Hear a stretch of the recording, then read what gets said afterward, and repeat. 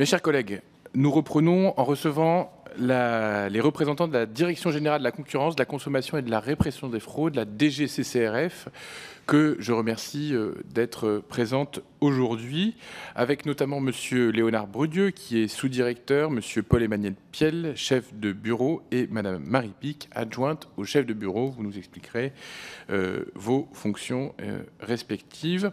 Je vous remercie d'avoir pris le temps de répondre à notre invitation.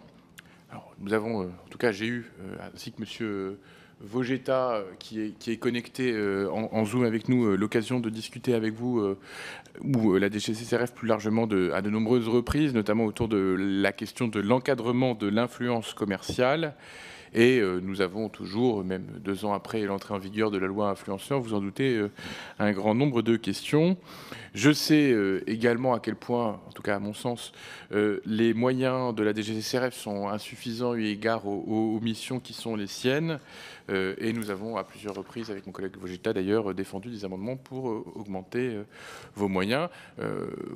Si quelqu'un parmi vous suit les tags du compte de la DGCCRF, vous remarquerez aussi que nous sommes régulièrement conjointement tagués par des utilisateurs des réseaux sociaux qui veulent signaler tant à Stéphane Vogetta et moi-même qu'à la DGCCRF des contenus qui leur paraissent problématiques ou manquer, ne pas respecter la loi influenceur. Donc cette audition, elle est importante au-delà de cela pour mieux comprendre le travail de votre administration, la manière dont vous arrivez à réguler l'espace numérique et aussi évidemment vos besoins et les enjeux.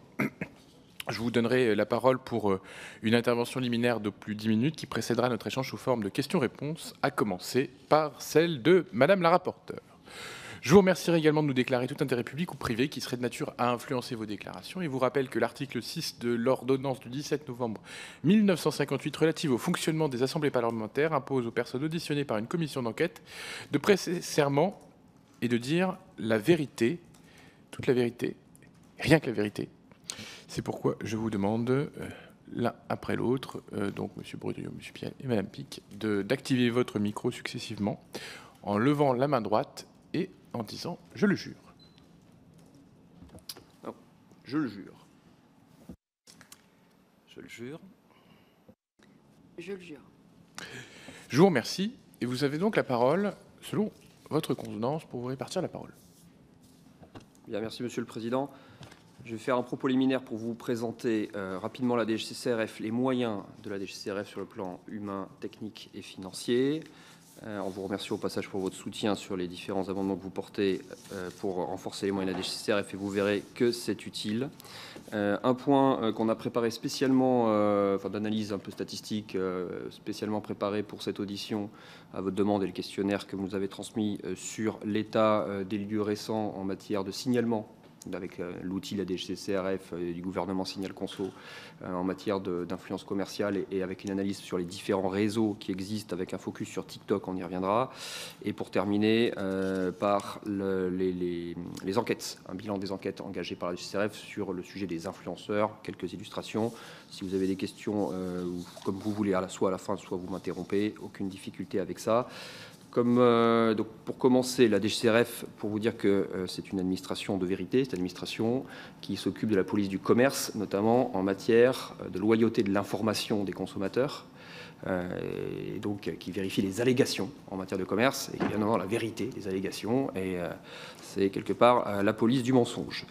Donc une mission régalienne de régulation et de contrôle des marchés pour donner confiance dans l'acte d'achat, confiance dans le commerce. C'est un élément essentiel à la fluidité du commerce national. C'est un élément de justice aussi pour les consommateurs. Et on couvre un très large spectre de sujets et de domaines. Tout le commerce. Voilà. Dans ce domaine, l'activité des influenceurs en fait partie, sur leurs pratiques commerciales, au titre de leurs allégations qu'ils peuvent avoir sur les réseaux sociaux, en matière de promotion commerciale, aussi également en matière de sécurité des produits. C'est une administration qui est compétente sur tout un tas de vérification et de surveillance de marché sur la sécurité du produit, y compris ceux qui passent par des plateformes de e-commerce, y compris ceux qui sont promus par des influenceurs sur les réseaux sociaux. ce qui peut faire qu'on intervient assez drastiquement sur les produits dangereux dont il est fait la promotion sur les réseaux sociaux. Je précise néanmoins que la DGCCRF n'est pas directement compétente sur les effets psychologiques sur les mineurs, mais qu'à titre indirect, eh bien, la police que l'on exerce fait qu'une part de régulation joue un rôle pour protéger les mineurs qui sont pour partie des consommateurs ou des consommateurs à travers leurs parents, et aussi par rapport à des pratiques commerciales qui peuvent peut-être avoir des effets psychologiques, même s'il n'y a clairement pas que les pratiques commerciales qui sont concernées par les effets psychologiques. Moyens humains de la DGCCRF, pour vous faire un point, pour vous dire comment on est structuré rapidement une administration centrale, dont nous venons tous les trois, avec à côté de cette administration un service national des enquêtes, un service informatique et un service des laboratoires. Un service des laboratoires qui analyse par exemple les produits pour vérifier leur sûreté et vérifier les allégations qui sont afférentes. Une école nationale de la CCRF aussi, qui est à Montpellier, pour former les agents de la CCRF qui sont sur le terrain.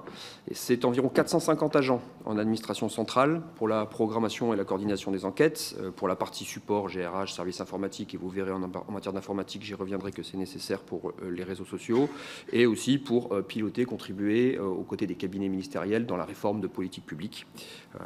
La PPL Grémier en fait partie, vous y étiez à l'instant. On est mobilisé également sur ce sujet dans ma sous-direction. 300 agents à l'école de la CCRF en comprenant les élèves, 2000 agents sur le terrain, 2000 agents donc dans des déconcentrés services départementaux, services régionaux, et 85 dans le service national des enquêtes. Des profils qui sont à la base recrutés en Bac+3 pour ensuite aller à l'école de la CCRF, profil économique et juridique plutôt, pour partie scientifique, je crois que c'est 2 tiers, 1 tiers à la répartition, et un souci ces dernières années d'accompagner la montée en compétences dans le numérique de ces agents-là, en formation initiale évidemment à l'ENCCRF, mais aussi en formation continue. On estime, d'après une enquête qu'on fait dans le suivi de nos agents, qu'en 2024, on avait 15% des enquêteurs qui sont formés aux outils numériques. Donc vous verrez 15% sur 2000, vous voyez, ça fait à peu près 300 personnes. J'y reviendrai après. Donc c'est pas que les réseaux sociaux, hein, c'est aussi le e-commerce, les plateformes, tout ce qui se passe dans la vente de produits numériques, dans le tourisme aussi, la vente de voyages, etc. Donc c'est 15% aujourd'hui, on essaie de monter, mais vous voyez, c'est quand même la mobilisation d'une grosse entité, ça prend du temps. Des moyens techniques, notamment dans le numérique, qui se sont renforcés ces dernières années, pour les contrôles sur les réseaux sociaux, mais pas que, sur les plateformes de e-commerce notamment, pour faire des captures d'écran, des captures de vidéos, suivre des parcours consommateurs et voir comment sont les allégations au sein des parcours consommateurs, avec un souci qui est que tout ce qu'on fait comme contrôle doit être vérifiable, opposable, parce que derrière, c'est des pratiques pénales, c'est des enquêtes qui vont au parquet, qui font des contentieux avec des recours, etc. Donc il faut des choses qui soient fiables et compatibles avec des processus d'enquête de police. Donc ça prend du temps d'avoir des outils qui sont fiables et qui permettent d'être opposables. On a 2 grands outils qu'on évoque chez nous pour faire ça, qu'on a développé ces derniers temps, un qui s'appelle CoWeb, qui permet sur les navigateurs Internet de capter, de récupérer des éléments de manière opposable, et un outil qui s'appelle Ours, qui est encore en cours de développement, qui est spécifique aux réseaux sociaux, notamment pour la partie influenceur, même s'il ne sert pas qu'à cela. Une cellule numérique qui s'est développée à la DGCCRF ces dernières années pour appuyer les enquêteurs, voilà, au-delà des 15% qui sont formés sur le terrain. Une cellule en centrale qui appuie avec des développeurs web. Alors, c'est une dizaine de personnes. On a des data scientists, des cyber-enquêteurs, et ils appuient le réseau. Voilà. Ça permet de faire de l'extraction de données, ce qu'on appelle le scrapping en ligne, retraiter des fichiers, faire de la transcription aussi d'éléments de langage, parce que quand il y a beaucoup de données qui sont captées sur des allégations, des stories sur les réseaux sociaux, eh bien ensuite il faut pouvoir retraiter ça pour le transformer en texte. Et pour illustrer, par exemple, sur les 6 premiers, même pas les 6 premiers mois de l'année, entre janvier et mai, la cellule a assuré 134 demandes de prestations numériques pour le réseau, dont 19 sur des sujets ciblés influenceurs, TikTok y compris. Donc beaucoup d'appui dans le numérique et une partie significative quand même aussi sur spécialement les sujets influenceurs. Les moyens financiers très courts, 9,6 millions d'euros de budget de fonctionnement, voilà, juste pour vous dire que c'est une administration qui ne coûte pas très cher.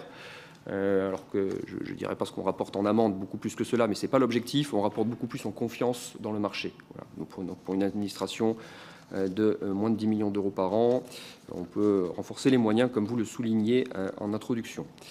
Les moyens affectés aux influenceurs spécifiquement là, pour développer, enfin au contrôle police sur les réseaux sociaux influenceurs, pour développer ce point-là, nous on a commencé dès 2022 des premières enquêtes avec la montée en puissance en fait des allégations sur les réseaux sociaux. Ça s'est monté en puissance surtout à partir de 2023-2024. En 2025, on élargit cette année donc aux interdictions de pratiques qui ont été apportées par la loi influenceur 2023 que vous connaissez bien, notamment sur les sujets de cryptoactifs et des promotions de comptes personnels de formation, des choses qui existent encore, qui sont interdits strictement donc par la loi de 2023. Des moyens humains actuellement, c'est 130 enquêteurs qui, sur l'ensemble du réseau CCRF, vont dans l'année 2025 agir au moins une fois sur une enquête. Évidemment, ils ne font pas que ça toute l'année. Ils font notamment d'autres choses dans le numérique et le e-commerce. Mais il y en a 130 qui, à un moment ou un autre de l'année, vont faire une enquête ou participer à une enquête sur des réseaux sociaux influenceurs. Et une quinzaine de personnes en administration centrale qui appuient et coordonnent ces enquêtes, qui ne font pas non plus ça, que ça toute l'année, mais qui participent activement au sujet influenceur. Pour passer maintenant aux analyses de ce qu'on a pu faire en matière de signalement. On a un outil qui s'appelle Signal Conso. Signal Conso, c'est un outil qui a recueilli 1,2 million de signalements depuis son lancement en 2020. Son objectif, c'est de faire de la médiation, une espèce de mise en relation avec les entreprises, donc les influenceurs aussi lorsqu'ils veulent bien, ou les plateformes comme TikTok ou Meta s'ils veulent bien. Ce n'est pas le cas, j'y reviendrai.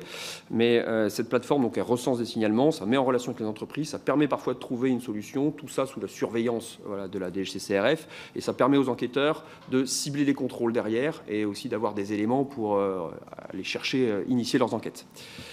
Sur TikTok, sur influenceurs déjà, 1,2 million de signalements en tout, 20 600 depuis le début concernant des influenceurs. Donc ça, c'est depuis le lancement, mais les influenceurs, les signalements sont arrivés à peu près en 2022. Premier signalement sur TikTok, puisque c'est l'objet de votre commission, en mars 2023. Depuis, on en a pas loin de 1200 signalements concernant spécifiquement les influenceurs sur TikTok, en soulignant que les influenceurs ne sont pas que sur TikTok, généralement, ils sont sur plusieurs réseaux sociaux, mais parfois, les personnes qui font les signalements disent sur quelle plateforme ils ont vu, sur quel réseau social ils ont vu l'influenceur. Donc 1200 pour TikTok, à comparer pour Facebook, Instagram à un peu plus de 9000 et un peu plus de 5000 pour Snapchat. Donc TikTok plutôt en dessous. J'ai fait un petit graphe pour ça, pour vous présenter, grâce à Paul-Emmanuel Piel qui a fait un très beau graphe, si jamais vous voulez l'afficher, sinon on vous le passera dans le questionnaire, qui montre que s'agissant de TikTok, on était plutôt en dessous, voilà exactement c'est ça, TikTok c'est en jaune, depuis 2024. Montée en puissance des signalements concernant TikTok, au début plutôt bas, mais plus récemment, proportionnellement, passe en place numéro 2 dans les signalements de ces derniers mois. Également, l'objectif principal donc de signalement, je souligne que dans des signals conso, on ne reçoit pas que tout un tas de sujets. Voilà, il y a des signalements qui peuvent être aussi sur tout et n'importe quoi. Une partie concerne l'intention commerciale et la publicité dissimulée, qui est typiquement le champ de contrôle de DGCCRF. Ça, c'est le graphe encore après, le troisième. Il y a aussi des signalements pour des sujets concernant les activités illicites, ça peut être par exemple de la drogue, pour des sujets en lien avec la santé, pratiques trompeuses dans la médecine esthétique par exemple, des jeux d'argent, de la contrefaçon, l'escroquerie. Donc un champ d'activité qui n'est pas toujours celui de la police de la DGCCRF, mais ça nous permet d'aller piocher sur ce qui concerne notre champ de contrôle. Des signalements de TikTok, on a fait une petite analyse comparée, si vous voulez bien passer au slide suivant, encore celui après. Je me permets juste de vous interrompre, vous n'avez pas mis Telegram ? On a Telegram, le réseau, la messagerie. La messagerie Telegram, non, on n'a pas Telegram. On n'a pas de Est-ce qu'on a des signalements sur celui-ci, mais pas sur le précédent? On n'a pas de signalement sur Telegram. Comment ça, vous n'avez pas? Parce que là, vous voyez, vous en avez sur celui-ci, mais vous n'en aviez pas sur le précédent. Sur celui-ci, vous vouliez dire sur... Oui, là, vous voyez, vous avez Telegram. Vous voyez, Telegram, c'est 0,6 ou 0,4%. Ça commence à apparaître. Ah oui, c'est faible. C'est ça, c'est le petit... sur le premier graphique, on n'a pas mis toutes les courbes. D'accord. Oui, pour la lisibilité, ouais. Pour la lisibilité, voilà. Ok, merci. Donc on a mis les 5 premiers. Là, on met les 10 premiers. Et ensuite, Signal Conso, ce n'est pas un outil parfait. Donc on peut nous déclarer que Le Bon Coin est un réseau social, par exemple. Donc on a n'importe quoi. On peut avoir des sites internet. Donc on a gardé les 10 principaux. Ok, merci. Oui. Et donc on a fait une comparaison entre Instagram, Snapchat, TikTok, c'est le slide juste après, pour voir quelles étaient les pratiques plutôt, est-ce que c'était homogène. Donc ce que ça permet de constater, c'est un peu intéressant pour cibler l'écart entre les pratiques sur TikTok et les pratiques plutôt sur Instagram. Sur Instagram, on a plutôt, en proportion, des pratiques en matière d'intention commerciale, donc c'est notre champ pur de contrôle, allégations, pratiques commerciales déloyales, pratiques commerciales trompeuses. On en a proportionnellement moins sur TikTok, et sur TikTok, on a plus en proportion de sujets en lien avec le domaine de la santé. Voilà, médecine esthétique, exercice illégal de la médecine, sujets sur lesquels on peut être en partie habilité dès lors que ça commence à toucher à des pratiques commerciales, mais sinon on l'est plutôt moins. Voilà, donc spécificité de TikTok, parce que je sais que c'est un de vos sujets d'attention, de notre perception signal conso, plutôt des sujets en lien avec la santé et l'escroquerie, moins que Instagram en matière d'intention commerciale. Alors ça a été fait cet exercice sur le mois de mai seulement. Précision mai. Parce qu'on n'a pas la possibilité de lire tous les signalements. Le signal conso, c'est en premier lieu un outil de mise en relation de l'entreprise avec le consommateur. Donc nous, ensuite, on fait des recherches pour voir quels sont ceux qui sont les plus signalés pour nous aider à cibler, mais on ne va pas lire tous les signalements. Et pour terminer, un petit bilan, et ça c'est la dernière slide, de notre activité en matière de contrôle de l'activité influenceur. C'est pas ciblé TikTok, c'est activité influenceurs tous réseaux sociaux, aussi parce qu'ils sont plus présents sur plusieurs réseaux sociaux et qu'on contrôle les influenceurs. On ne contrôle pas les réseaux sociaux, en fait. On contrôle les influenceurs présents sur les réseaux sociaux. Donc 292 influenceurs contrôlés en 2024. Je me permets de vous interrompre. Donc vous contrôlez tous les comptes en même temps, enfin, c'est-à-dire que vous allez regarder ce qu'ils publient partout. Oui, okay. Oui. C'est ça. Alors, parfois, il y en a qui sont plus actifs sur un réseau. Du coup, on se contente de ce compte. S'il est sur plusieurs réseaux sociaux, on y va contrôler sur plusieurs réseaux sociaux, effectivement. Les 19, d'ailleurs, depuis le début de l'année, les 19 actions d'appui de notre cellule numérique pour les réseaux de contrôle concernent plusieurs réseaux sociaux à la fois. 2024, 292 contrôles, ce qu'on appelle un taux d'anomalie dans notre jargon de 47%. 47 taux d'anomalie, ça veut dire qu'on a trouvé au moins une bêtise. Sachant que, évidemment, quand on enquête sur un influenceur, on cible ceux pour lesquels on suspecte de manière assez probable une difficulté, un écart. Voilà, on ne va pas faire des contrôles à la pêche au hasard de gens pour lesquels on n'a aucun signalement et même pour lesquels on identifie en centrale aucune difficulté.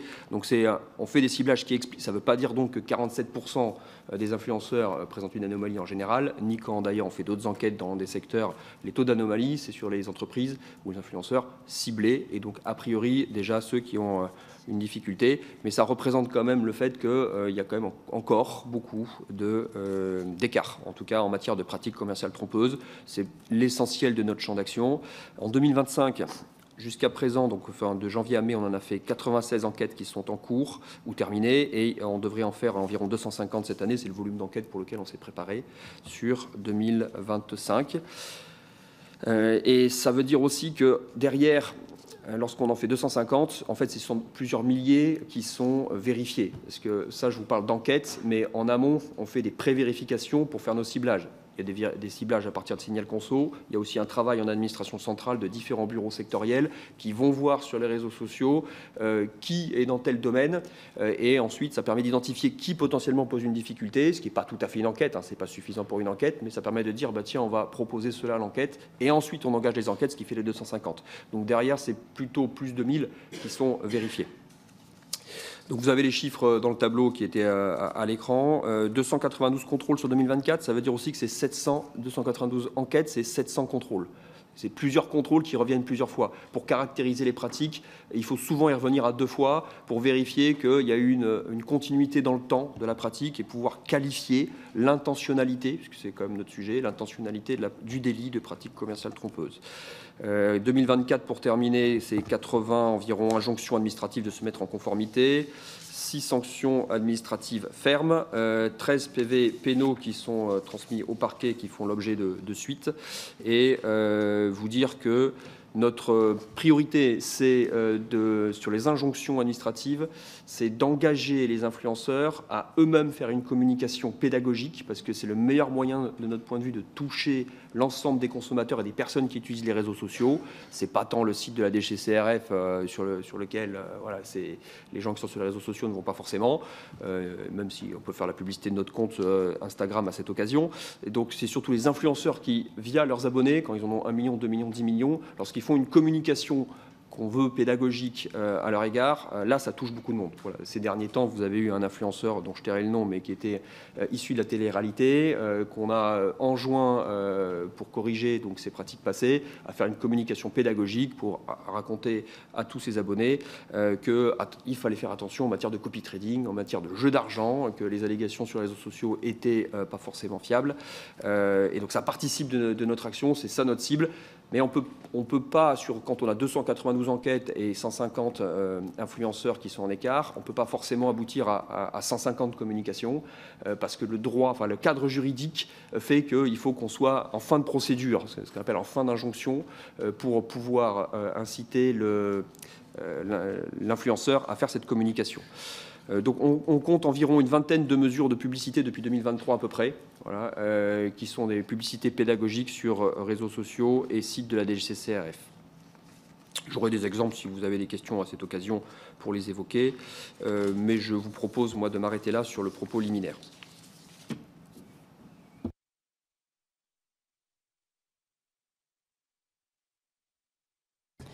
Oui, tout à fait. Merci beaucoup, merci pour ce propos déjà très complet. Vous avez évoqué tout à l'heure votre action en matière de sécurité des produits. Et lorsqu'on a interrogé les dirigeants de TikTok la semaine dernière, on les a interrogés en particulier sur le TikTok Shop, avec en effet parfois, et on a eu de nombreuses illustrations dans la presse, des produits qui posent des sujets de respect des réglementations nationales et européennes. Notamment, on les avait interrogés sur notamment des bonbons qui sont présents sur TikTok Shop et dont on peut douter en effet du respect de la réglementation.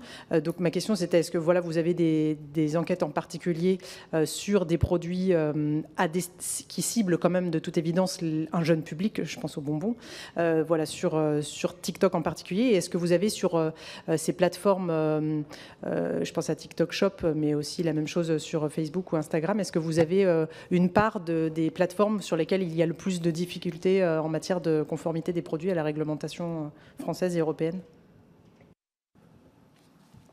Alors, il y en a beaucoup sur les grandes plateformes de e-commerce, voilà, qui sont plus connues que le TikTok Shop, pour l'instant, en tout cas plus utilisées en volume de marché aujourd'hui. Évidemment, on fait des contrôles sur ces plateformes de e-commerce, vous les connaissez bien. TikTok Shop, c'est relativement récent. Voilà, je ne saurais pas dater, moi, quand ils sont arrivés, mais on l'a bien identifié, TikTok Shop. C'est une spécificité comme de réseau social. Quand même, c'est un réseau social qui associe un shop qui devient une plateforme de e-commerce. On a une enquête sur le TikTok Shop, voilà, en cours, voilà, mais sur les pratiques du TikTok Shop en tant que TikTok Shop, hein, pas sur forcément les produits qui sont dessus. Ça, c'est d'autres sujets. Donc là, il y a des enquêtes en cours sur le TikTok Shop, mais comme sur d'autres grandes plateformes, voilà, donc qui se reconnaîtront et qui le savent très bien, parce que c'est une priorité de l'action du gouvernement et de la DGCCRF. Et donc on peut dire que toutes les grandes plateformes, y compris le TikTok Shop, font l'objet d'une enquête pour vérification. Sur les produits, lorsqu'il y a des produits dangereux, voilà, qui nous sont signalés, ça engage de notre côté effectivement des processus d'enquête.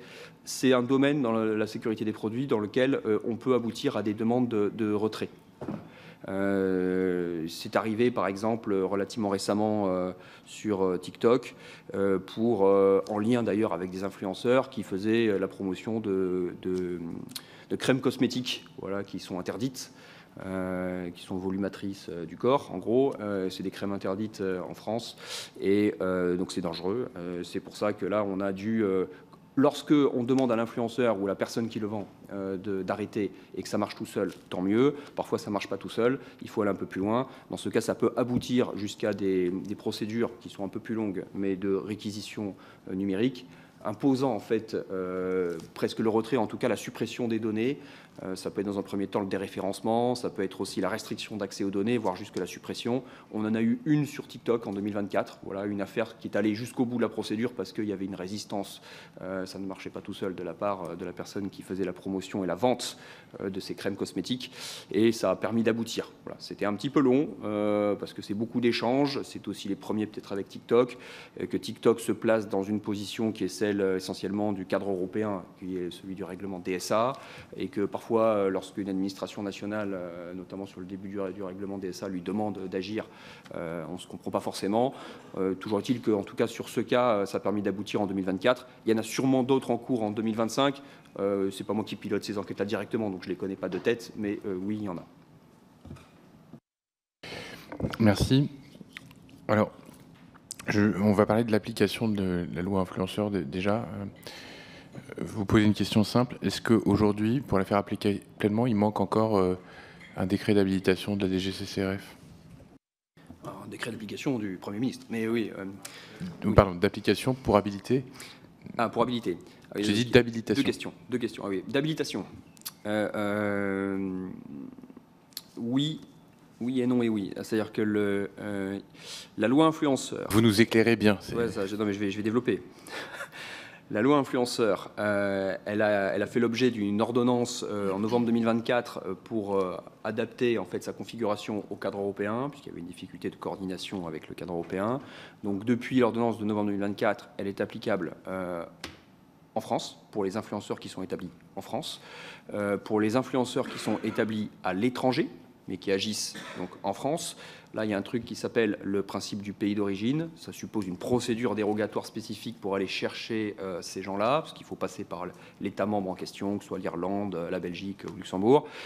Et là, pour cette procédure-là, il faut un décret d'application pour décrire effectivement la procédure et les compétences internes au gouvernement de qui fait quoi, comment, avec quelle procédure, et que ce soit fiable en droit. Ce décret d'application n'est pas encore paru, donc ce qui ne permet pas aujourd'hui, si on voulait le faire, d'aller chercher des influenceurs qui seraient établis à l'étranger et qui agiraient en France sur des domaines de la loi influenceur. Par contre, on peut aller les chercher en pratique commerciale trompeuse dès aujourd'hui, ce qui est pas exactement le principe de la loi influenceur, puisque ce droit, cette interdiction de pratique déloyale commerciale existait déjà avant, mais qui a été consacré et approfondi par la loi influenceur. C'est pour ça que je dis un peu oui et non, parce que oui, il manque un décret d'application pour aller chercher les influenceurs qui sont établis à l'étranger, mais oui, déjà, on peut faire plein de choses.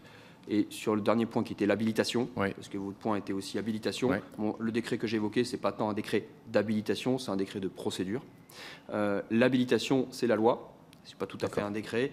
La DGCCRF est habilitée sur certaines dispositions de la loi influenceur, l'interdiction sur les cryptos, l'interdiction sur les pratiques commerciales en matière de mon compte formation. Par contre, nous ne sommes pas habilités, pour reprendre un truc qui est assez connu, dans le domaine de la santé. Voilà, de mémoire, les grand 1 à grand 3 de l'article 4 de la loi influenceur qui porte sur les interdictions en matière de santé, de médecine esthétique, nous ne sommes pas habilités sur ces dispositions-là. Et donc, dans ce cas-là, qui contrôle? De ma connaissance, personne n'est habilité en matière de police de contrôle sur ces dispositions de la loi influenceur. Et pour ça, il faut un décret simple suffirait? Non, il faut une loi.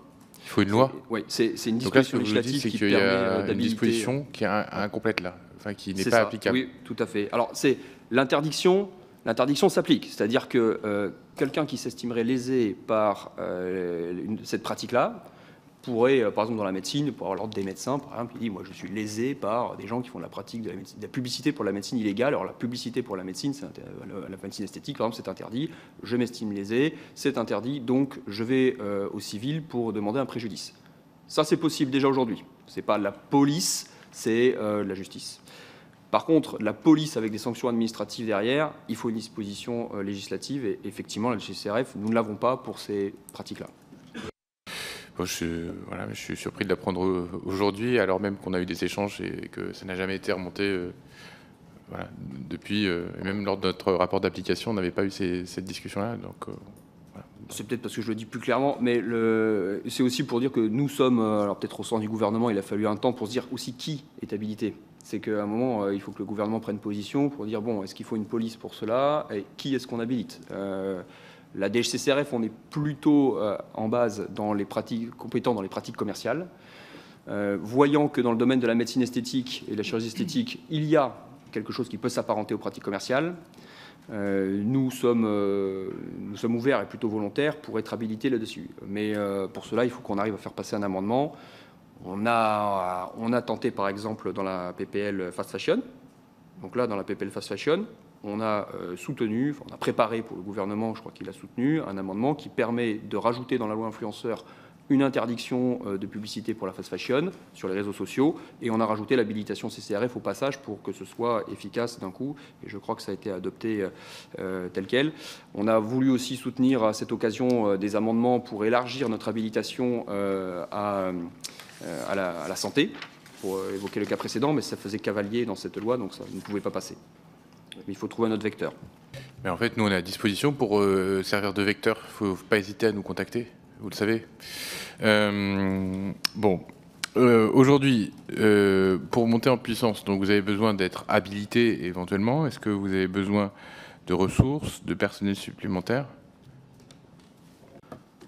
Alors, on a quand même une part d'action dès que ça touche aux pratiques commerciales trompeuses, hein, ce qui est comme dans le domaine de la santé, dès lors qu'il y a mensonge ou allégation mensongère, on peut intervenir, on est habilité déjà en droit transversal. Hein. Ça nous permet d'intervenir sur les cosmétiques, par exemple, qui sont interdits en France. Par contre, une publicité qui serait pas mensongère, mais qui serait interdite en soi, dans le domaine de la santé, effectivement, là, il nous faut une habilitation sur ce domaine-là. Donc, c'est les grands 1 à grand 3 de l'article 4 de la loi influenceur. Je crois qu'on en a peut-être un autre. Oui, oui. Mon collègue d'à côté me signale qu'on peut faire des signalements au procureur sous l'angle de l'article 40. Hein, ça nous arrive effectivement, mais ce n'est pas aussi efficace qu'en termes d'action qu'une police administrative, voilà, qui peut faire l'injonction. Donc on va faire, je vais résumer, c'est-à-dire que la loi s'applique, on peut avoir des sanctions judiciaires parce qu'on ne respecte pas cette loi. Oui. Si notamment vous faites des articles 40 pour qu'il y ait... Voilà. Vous en avez fait combien?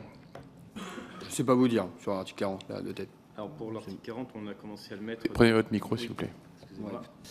Ça a été rédigé dans la nouvelle demande d'enquête pour l'enquête 2025, puisque avant on avait le problème tout simplement d'application de la loi, c'était avant l'ordonnance.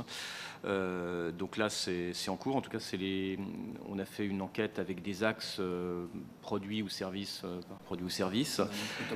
et notamment l'aspect médical et la chirurgie. Et donc là on met que comme ça fait l'objet d'une forte attention politique et médiatique, les enquêteurs rédigeront et transmettront au procureur, conformément à l'article 40 du Code de procédure pénale, un rapport signalant le non-respect des dispositions du 1 de l'article 4. Donc pour l'instant, ça fait partie des demandes. On n'a pas encore les remontées, mais si il y a un enquêteur qui suit un influenceur et qui voit donc qu'il y a de la promotion de chirurgie esthétique, on lui demande de rédiger l'article 40. Voilà. Et on perd la main, oui, comme le dit ma collègue, c'est-à-dire qu'ensuite ça part chez le procureur. C'est ça qui fait que c'est pas forcément, ça va pas prospérer. Voilà. Mais en tout cas, on leur a demandé de le faire systématiquement dans la demande d'enquête. Ok, merci. Avant que je continue, Monsieur Vogetta, est-ce que vous avez des questions? Non, continuez, Monsieur le Président, je peux... Bon. Alors, donc, je l'ai dit en propos liminaire, on est régulièrement sollicité par des citoyens sur des contenus problématiques d'influenceurs, notamment sur TikTok. Si vous avez suivi l'audition de monsieur et madame Tanti la semaine dernière, j'espère que vous aviez allumé la télé, vous aurez pu voir qu'on a détecté en live des contenus problématiques, notamment liés à la fast fashion avec l'exposition des enfants et non-respect de règles d'encadrement, enfin, voilà, en discutant simplement avec eux. Si on détecte ce type de contenu, théoriquement, vous me confirmez, on va faire un signalement sur Signal Conso. Il va se passer quelques mois, et puis l'année d'après, vous allez faire une enquête. Mais les contenus avec les enfants, ils vont rester en ligne pendant des mois, peut-être. Est-ce qu'il n'y a pas un moyen d'avoir un canal de signalement plus efficace, plus direct? Est-ce que ça ne ferait pas partie des pistes d'évolution? Alors, c'est quand même pas aussi long que ce que vous avez l'air de décrire. On n'attend pas un signal conso pour se dire l'année d'après est-ce qu'on y va, pour ensuite faire un bilan. Non, c'est le processus traditionnel d'enquête sur des secteurs économiques, comme c'est important, c'est lourd à mobiliser, c'est celui que vous décrivez. Effectivement, chaque année on se pose la question dans quel secteur on va mettre des priorités, etc. Dans le numérique, ça va plus vite, et c'est pour ça aussi qu'on est mobilisé avec des équipes d'enquêteurs depuis depuis 3 ans, de manière beaucoup plus active qu'attendre un an que ça se passe. D'ailleurs, l'influenceur que vous évoquez, bon, il est bien connu, il a fait l'objet déjà de contrôles et d'enquêtes de notre part. Évidemment, il reste sous surveillance de notre part. Il y a signal conso ou pas. Voilà. Mais dès qu'on a un signal conso, dans le domaine de l'influenceur, c'est quelque chose qu'on regarde attentivement. On n'attend pas de faire des bilans sur signal conso pour envisager des enquêtes dans le domaine de l'influence commerciale. Aussi parce qu'on en a un nombre qui reste accessible. Mais, et je souligne aussi que Signal Conso n'est pas le seul en fait, outil de signalement des difficultés. C'est un outil qui permet de capter une partie des problématiques, mais on va aussi les chercher déjà par nous-mêmes. Par exemple, on prend les 50 plus gros influenceurs d'un secteur, de la fast fashion par exemple, et Signal Conso ou pas, on va peut-être engager des enquêtes sur certains d'entre eux, juste pour être sûr que rien ne nous a échappé. On travaille aussi avec des associations qui sont présentes dans le secteur, aussi avec les RPP. Lesquelles, les associations? Alors on a l'UMIC principalement, c'est pas les seuls, je crois, on a l'UMIC principalement. Non, il y a des collectifs, il peut y avoir des... Il faudrait activer votre micro parce qu'on vous entend. Non, on a des relations régulières avec l'UMIC, donc on les voit vraiment régulièrement, et donc ils peuvent nous faire remonter des signalements. Ensuite, il y a des collectifs de victimes qui peuvent nous faire des signalements également. Donc, vous avez des canaux directs avec eux? Oui, oui. C'est un mail, hein, c'est pas un canal direct. Oui, mais il y a un mail quand même, où oui, une association, un collectif identifié peut vous transmettre des infos. Bon, moi je suis preneur aussi, ça me permettra éventuellement de vous transférer quelques-uns des dizaines de contenus que je reçois chaque jour. Voilà. Je ferai une synthèse hebdomadaire. Oui, alors il y a la vigilance des enquêteurs sur le terrain, puisque c'est vrai qu'ils ciblent certains influenceurs et donc ils vont regarder leur contenu régulièrement. Signal Conso a quand même des limites, donc on l'utilise pour cibler, mais comme on ne peut pas tout regarder, qu'il y a d'ailleurs des signalements qui ne correspondent pas à la réalité, hein, il faudrait une enquête à chaque fois pour voir si c'est une allégation infondée ou non. Donc on va regarder les influenceurs les plus signalés. Et donc c'est ça qui va permettre de mettre en enquête de nouveaux influenceurs. On a eu le cas où des influenceurs qui avaient des pratiques graves, qui étaient à Dubaï, donc je ne donne pas de nom, mais c'était grave, n'avaient eu qu'un signalement sur Signal Conso. Et donc là, c'est sûr qu'avec notre méthode, on ne peut pas le trouver grâce à Signal Conso. Donc on l'avait trouvé par d'autres sources et il avait été mis sous surveillance. Par ailleurs, Signal Conso, comme ça a été dit, c'est un outil de mise en relation du professionnel avec le consommateur. Ça marche bien pour des professionnels qui ont un peu pignon sur rue et qui ont tout avantage à ne pas voir s'accumuler les signalements parce qu'ils savent que sinon il va y avoir une mise en enquête. Quand on tombe sur des professionnels qui sont moins scrupuleux ou sur des types d'acteurs économiques comme les influenceurs qui sont professionnels mais qui sont quand même pas non plus des entreprises, c'est plus difficile parce que eux ils ne vont pas forcément avoir un accès à Signal Conso, accès qui n'est pas obligatoire. Et le réseau social voit énormément de signalements qui, pour lui, ne le concernent pas directement, puisque ça concerne les influenceurs. Donc, la réponse de TikTok, qui a dû vous le dire déjà, c'est qu'ils ont répondu pendant un certain temps sur Signal Conso, en disant qu'il fallait adresser des signalements sur l'outil qu'ils ont mis en place en application du DSA. D'ailleurs, c'était des réponses qui étaient relativement précises, puisqu'il y avait une sorte de pré-analyse. Il disait quels étaient les différents mots-clés à utiliser ensuite sur leur outil de signalement. Et en application du DSA, il faut faire ce signalement sur leur outil qui est en Irlande. Et ça, ce n'est pas contrôlé par nous ensuite, c'est contrôlé par l'autorité irlandaise, l'équivalent de l'ARCOM en Irlande. Mais c'est vrai que pour obtenir des retraits et pour qu'il y ait une analyse faite par TikTok, c'est plutôt cet outil DSA qui est le plus efficace. Donc, et on n'a aucune visibilité sur les retraits de contenu. Enfin, dans le rapport de transparence, je n'ai pas forcément vu beaucoup de retraits liés à des caractères liés aux questions commerciales. Enfin, je veux dire, Non, là après c'est... Sur le DSA, quand ils sont installés dans un autre État membre, nous, on n'a pas d'accès direct. Et en effet, il y a le rapport qui est rendu. Et après, tout cela va être sous le contrôle donc des autorités nationales compétentes et de la Commission. Mais nous, on n'a pas de chiffres sur les retraits de contenu. Quand on demande nous-mêmes un retrait, donc ça va être un influenceur, donc on vérifie que c'est bien fait. Et c'est exceptionnellement qu'on va demander à la plateforme d'effectuer le retrait c'est si l'influenceur lui-même ne répond pas à l'injonction. Donc on l'a fait ponctuellement sur TikTok parce que ça ne marchait pas avec l'influenceur. Ok, merci.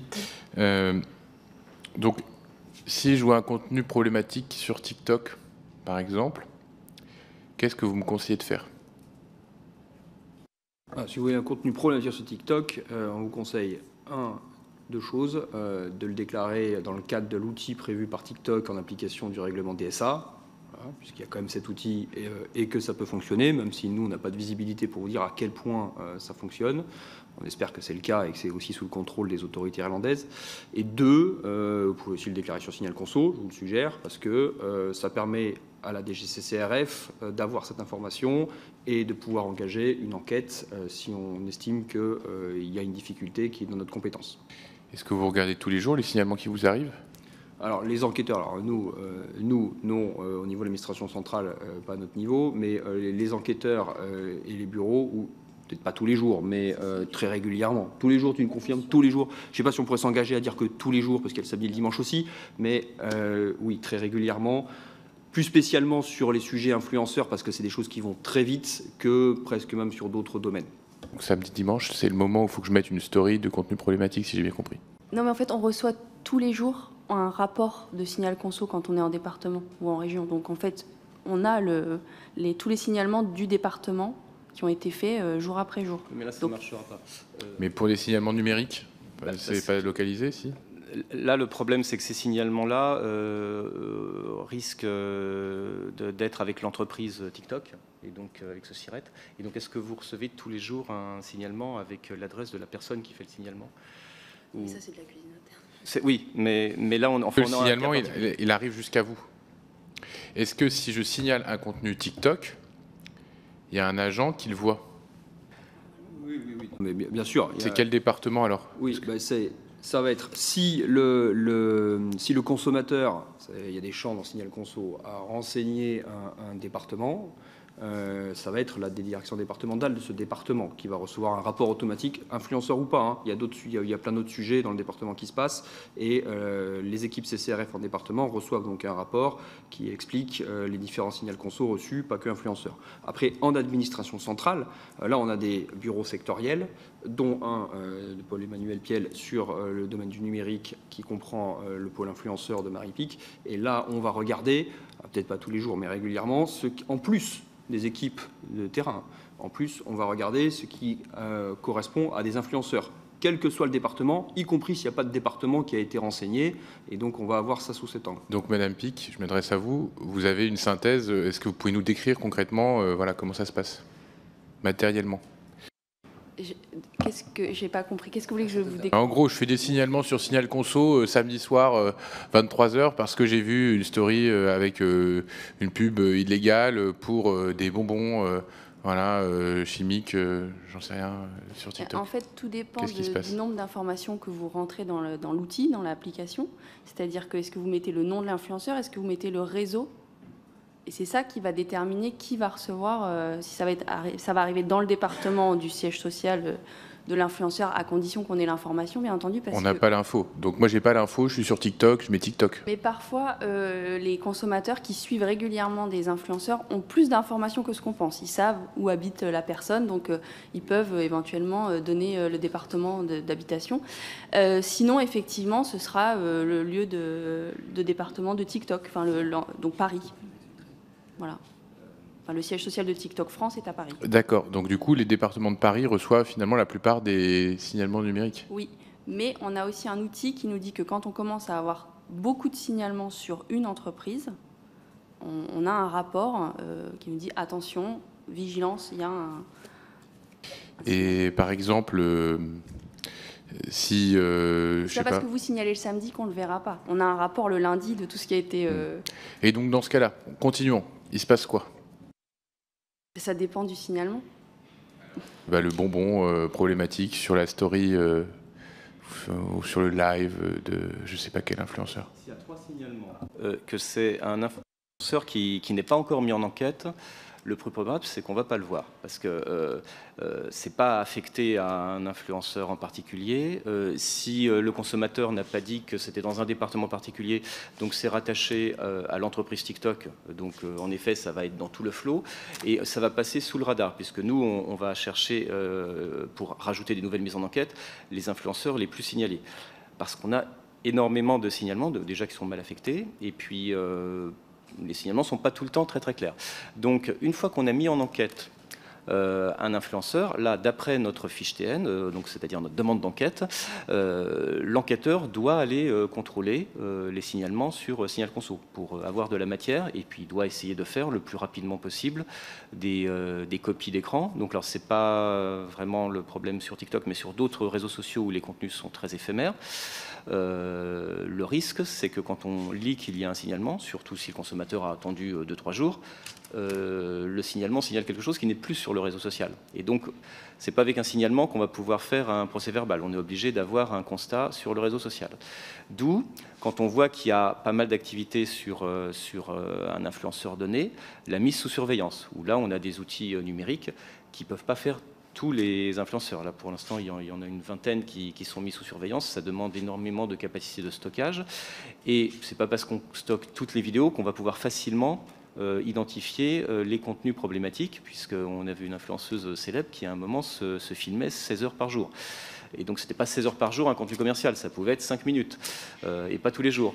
Donc ensuite, il y a des outils qui sont développés pour essayer de détecter ces contenus.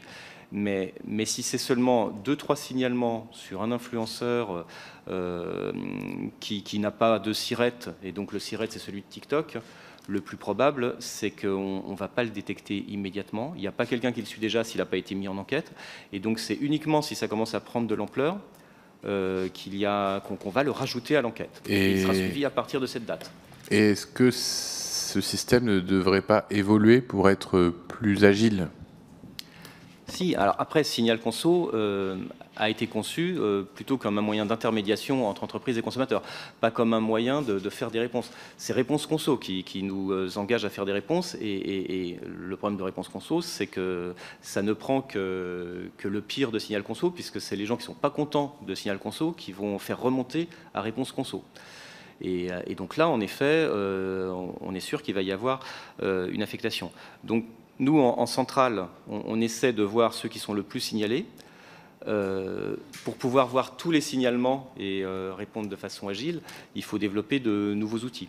Donc c'est pour ça qu'on a engagé des travaux pour essayer d'avoir des signalements qui viennent directement de certains groupes de victimes, qui pourraient nous les envoyer très en amont quand ils sont encore sur le réseau social, pour qu'on puisse automatiquement faire des copies. Mais tout ça, ça demande du travail, aussi du travail juridique, pour s'assurer de la faisabilité et de la légalité au titre du RGPD. Donc, oui, alors...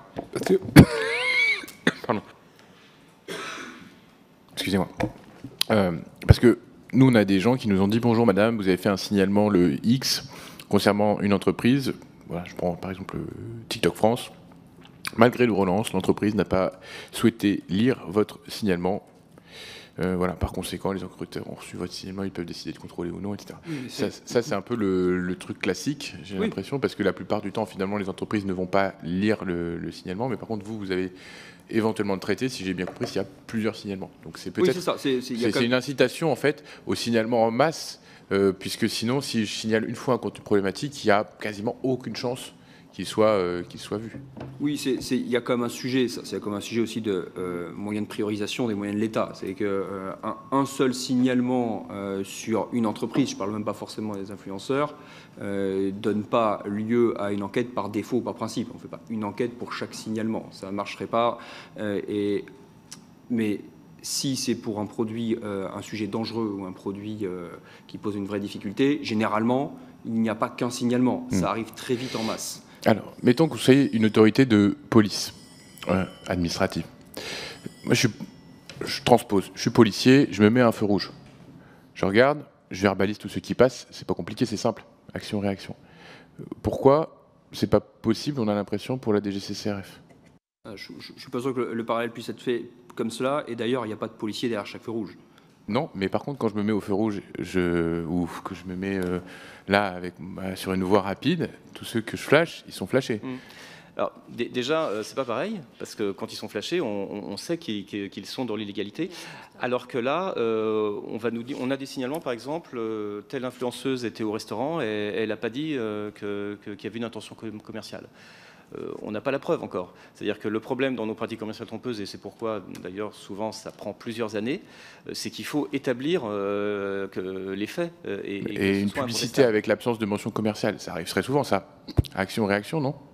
Alors ça arrive pas forcément si souvent, parce que dans la nouvelle rédaction de l'article 5.2, ça arrive moins qu'avant, mais dans la nouvelle rédaction de l'article 5.2 qui a été mise en conformité avec le droit européen, on laisse à l'influenceur la possibilité, parce que c'est le droit européen, de choisir les moyens pour dire qu'il y a intention commerciale, et la Commission avait insisté, d'où la rédaction qu'on a maintenant, pour qu'on dise aussi que parfois ça relève du contexte, puisque si l'intention commerciale relève du contexte, on n'a pas à la mentionner. Donc, ça dépend des influenceurs. En fait, à chaque fois, il faut quand même faire une analyse au cas par cas. Donc, c'est pour ça que dans la nouvelle rédaction, il y a publicité ou communication commerciale qui sont conseillées. C'est-à-dire qu'on dit, vous pouvez mettre ça. Donc, si on met ça, c'est sûr que l'intention commerciale est bien claire. Mais ils peuvent mettre tout autre... pratique, toute autre communication, donc qui n'est pas forcément écrite d'ailleurs, ça peut être oral. Et il y a en plus le rappel que quand ça relève du contexte, on n'a pas besoin de le faire. Donc ça dépend, c'est vraiment une analyse au cas par cas, parce que ça va dépendre de la notoriété de l'influenceur. Si on a un influenceur, alors je ne donne pas de nom, mais qui est habillé entièrement en Gucci, devant un mur Gucci, à une cérémonie Gucci,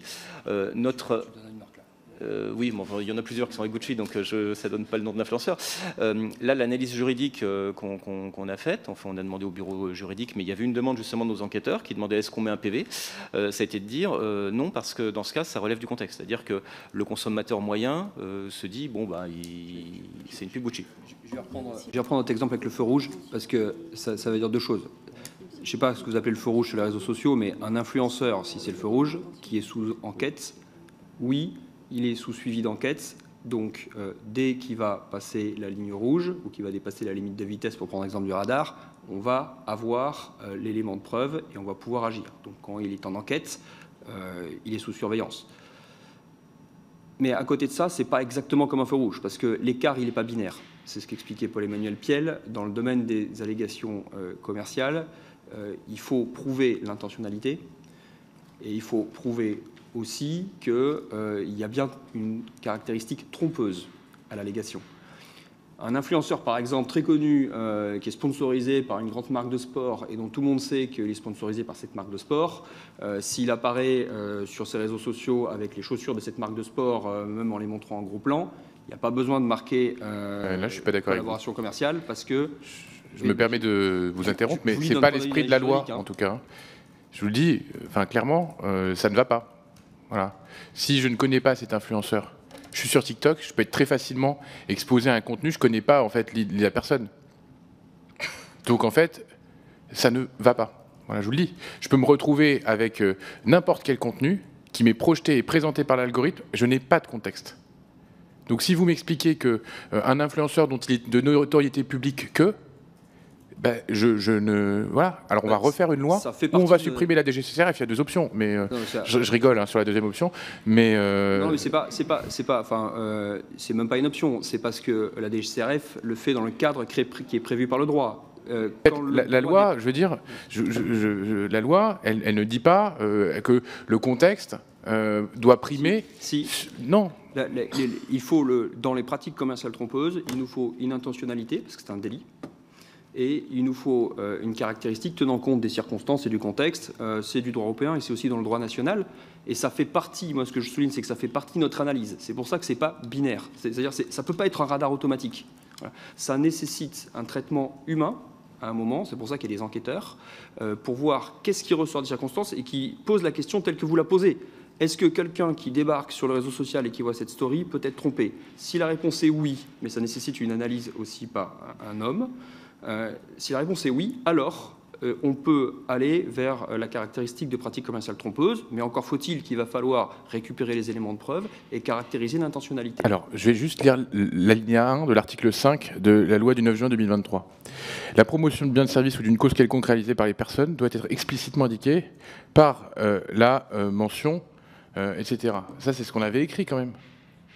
Donc... Dans l'article 5.2, donc, qui a été réécrit parce que la Commission européenne nous a demandé les modifications, c'est constitue une pratique commerciale trompeuse au sens du L121.3 du Code de la consommation et dans les conditions prévues à ce même article, l'absence d'indication par une mention claire, lisible et compréhensible, surtout superutilisée de l'intention commerciale poursuivie par une personne physique ou morale, exerçant une activité d'influence au sens de l'article 1er, dès lors que cette intention ne ressort pas déjà du contexte, et ça a été une demande explicite. Et ensuite, le recours aux mentions, c'est le deuxième alinéa, qui permet en effet de s'assurer qu'on respecte le droit de... Deuxième alinéa, l'intention commerciale peut être explicitement indiquée ou par une mention équivalente. Voilà. C'est bien la différence entre ce qui relève d'un délit qui est la pratique commerciale trompeuse. C'est un délit, il faut caractériser l'intentionnalité et il y a des éléments de contexte à prendre en compte. Ça nécessite un traitement humain et mon point est de souligner que ce n'est pas binaire. Ça ne peut pas être un radar automatique à un feu rouge. À côté de ça, il y a aussi des interdictions de publicité en soi. Par exemple, l'interdiction d'une publicité pour la chirurgie esthétique, c'est-à-dire même si elle n'est pas trompeuse, c'est interdit. Voilà. Mais parce que la loi a prévu une interdiction supplémentaire en soi qui dit ce type de publicité est interdit en soi, point. Là, c'est binaire. Là, je peux vous rejoindre là-dessus, c'est comme un feu rouge. Mais sur les pratiques commerciales trompeuses, ça nécessite des analyses, des preuves, l'intentionnalité et de l'analyse de contexte.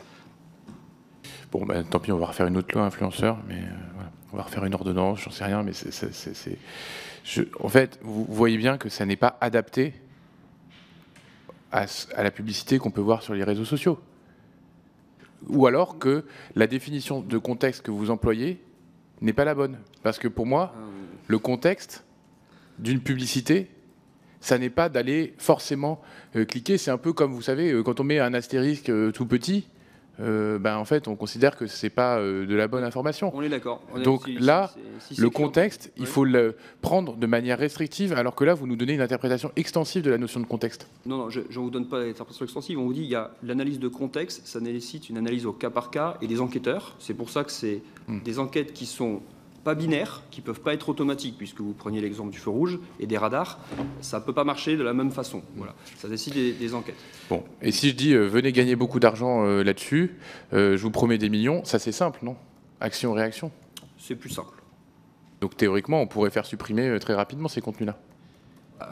Faire supprimer, on peut assez rapidement, effectivement, contacter l'influenceur et l'enjoindre à faire cesser sa pratique. Et ça ne marche pas forcément. Non, ça ne marche pas. Pas de volontaire. Et parce que je parlais avec X l'autre jour, quand on ouvre son fil X, on voit que des publicités qui sont illégales de crypto, par exemple. Hein. Enfin, voilà, où la moitié, en tout cas d'entre elles, ne comprennent aucune mention de risque, etc.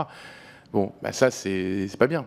Mais vous soulignez le point qui est que sur les réseaux sociaux et plus globalement dans le domaine du numérique, ça va tellement vite que ça met en tension le cadre de police. C'est que la police, elle fait des constats, que ce soit le DGCCRF ou d'autres. Hein. Ces constats, pour respecter d'autres éléments de droit constitutionnel, ils doivent quand même être opposables. Il doit y avoir des étapes de contradictoire, il doit y avoir aussi des éléments d'intentionnalité à prouver, à caractériser. Tout cela prend un minimum de temps. Et sur le numérique, ça va tellement vite que ça peut aller plus vite. Bon, merci. De toute façon, on aura l'occasion d'en reparler. Monsieur Vogetta, vous aviez des questions ?